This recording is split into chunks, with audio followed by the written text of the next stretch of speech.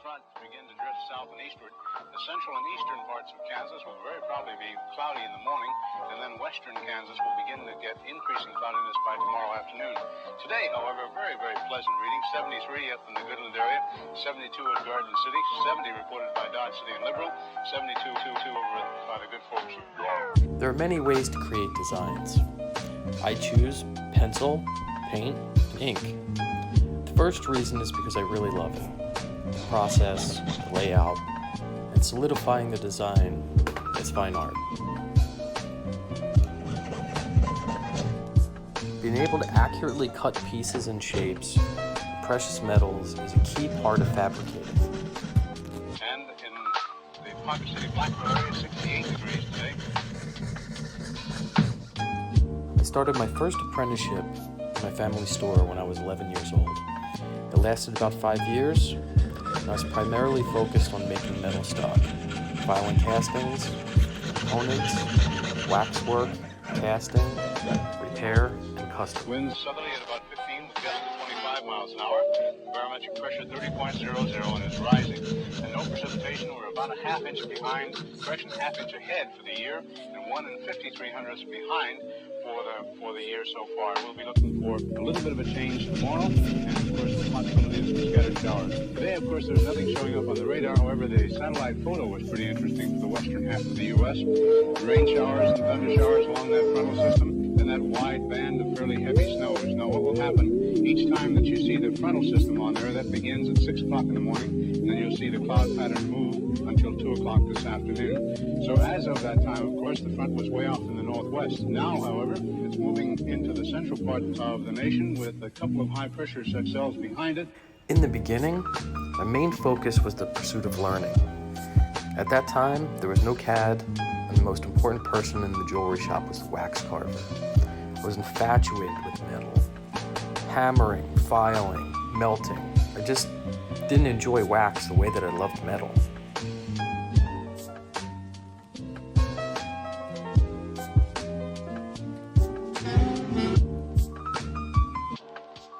In my life, I was really blessed with having great mentors.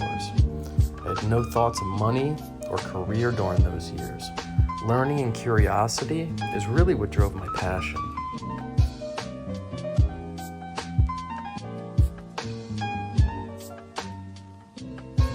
Looking back, a good foundation is the key to solid fabrication skills. Cells behind it, and a few pockets of low pressure, and a fairly heavy band of rain showers and snow all the way from... Early on, I decided that each piece I created would be my very best quality possible.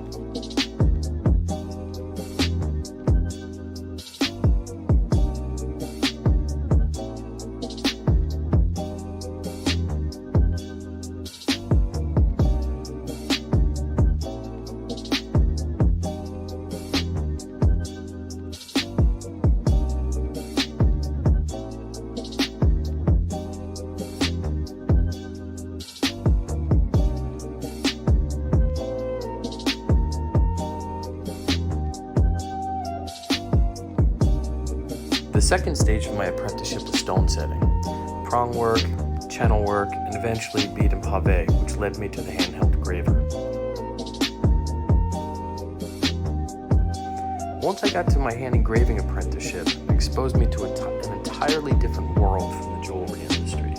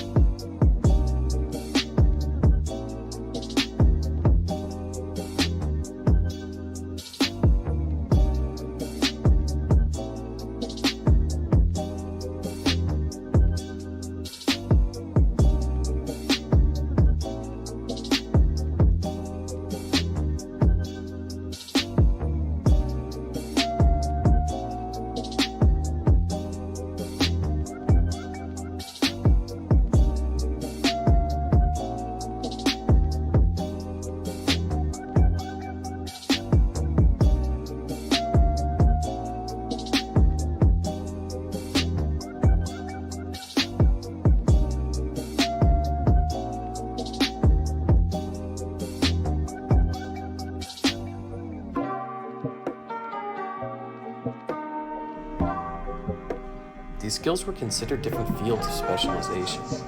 Not many mixed or crossed over into other areas of their specialties. Stone setters set stones, fabricators were model makers, engravers were engravers.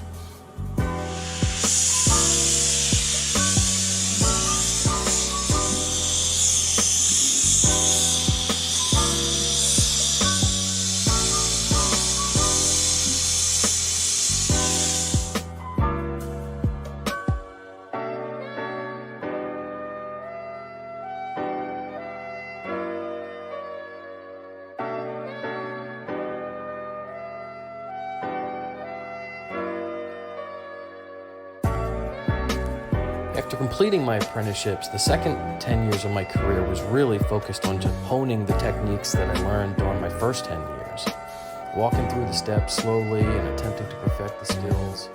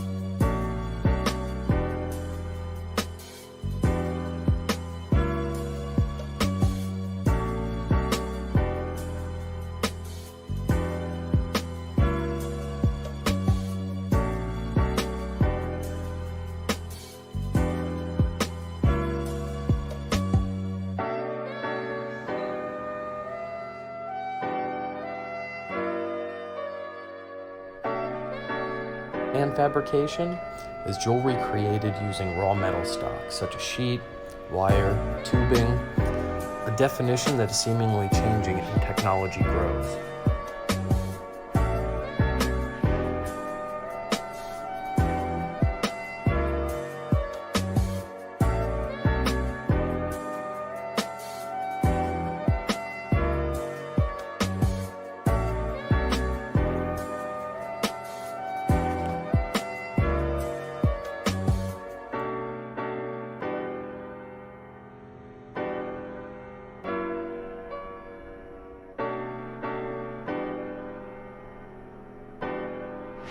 When I started in the early 90s, fabrication was almost completely dead in the jewelry industry. Any paying jobs that utilized fabrication skills were mostly exclusively in model making. The idea of learning and mixing multiple disciplines together at the time was completely out of the question. I'm not sure if I could have achieved this if I'd started later in life or had the burden of debt or a family to feed.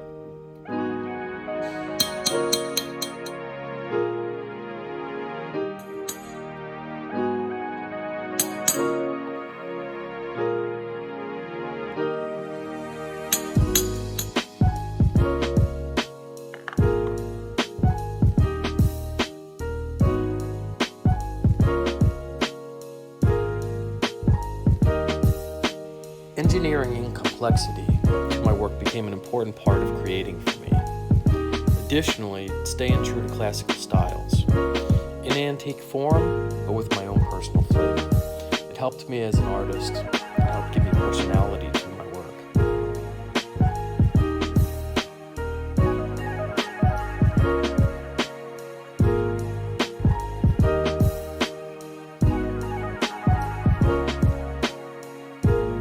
I set my own quality standards and make sure that what I'm making will be something I will be proud of in years to come.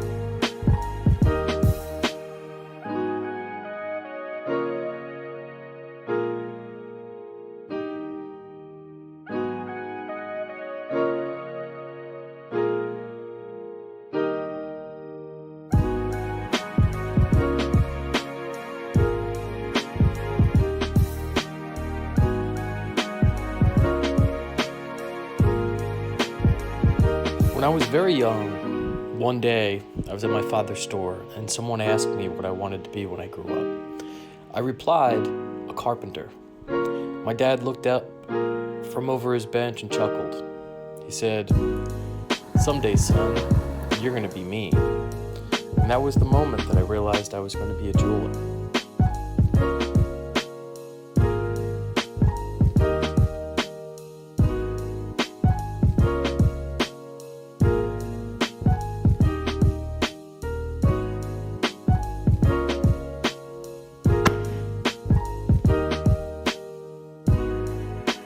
2011, I joined Tiffany & Company as the first person to ever be given the title of Master Craftsman. While the historic nature of this was a great honor, it isn't something I took lightly. The Tiffany Workshop is one of the most historic and exclusive jewelry studios in the world. You see, my dream was realized just having the opportunity to see what inside of the room looked like. The idea of being invited in to help direct some of the best jewelry craftsmen in creating the historic Blue Book collections was a dream way beyond my scope of imagination.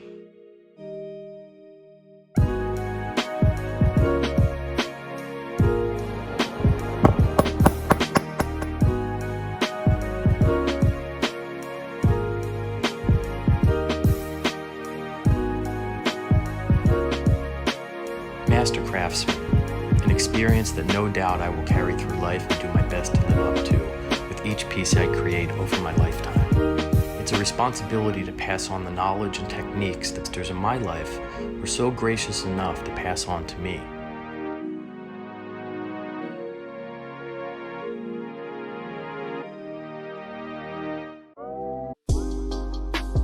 I'm JFava.